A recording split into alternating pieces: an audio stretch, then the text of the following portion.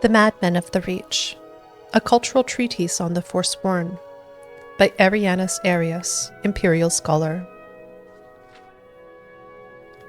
Since the legendary victory of Tiber Septim over the barbarian natives in the Battle of Old Hroldan, Imperial and Nord scholarship has cast the people of the Reach as little more than savages, prone to irrational fits of violence, worshipping old, heretical gods, and fetishizing beasts and nature spirits that any civilized person would best well avoid. In truth, these accounts are little more than Victor's essays, a perspective narrowed by the Empire's constant strife with the ancient, proud people that lived in this land far before Tiber Septim walked the soil of Tamriel. In light of this, I hope to create a more complete, accurate, and fair assessment of a group that has long suffered under the role of enemy, troublemakers, and them. Let us begin with the Forsworn, the so-called Madmen of the Reach. The Imperial Legion classifies them as little more than brigands, noting their constant raids and ambushes within the hold. But none of their military reports asks the question of why. If they were merely a group of bandits, surely they would be focused on acquiring gold and minimizing deaths among their own. But the opposite is true in Forsworn attacks.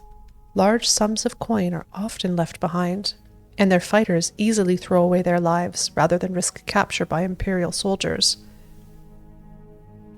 It is this incongruity that led me to Markarth, the capital city of the Reach, in search of answers. There, I met one of the native peoples, an old woman who preferred to not be named in my writings. She told me of her family's long history, how she believes they originally came from High Rock, home of the Bretons, which would explain the similar faces and stature of the two peoples, how the Nords came and took their lands, their gods, and their culture from them.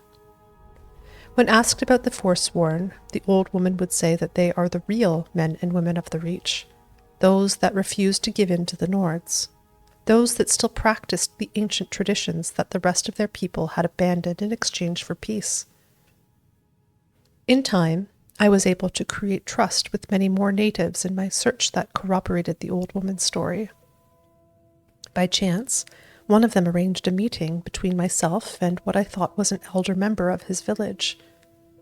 I was shocked to find that I was led to a camp filled with the animal skulls, severed heads, and still beating hearts that I had read about from the military reports back in the Imperial City. There, I met Quarterin, a Forsworn, who seemed amused at the prospect of me writing down his story, which I quote in full below. You want to know who the Forsworn are? We are the people who must pillage our own land, burn our own ground. We are the scourge of the Nords, the axe that falls in the dark, the scream before the gods claim your soul. We are the true sons and daughters of the Reach.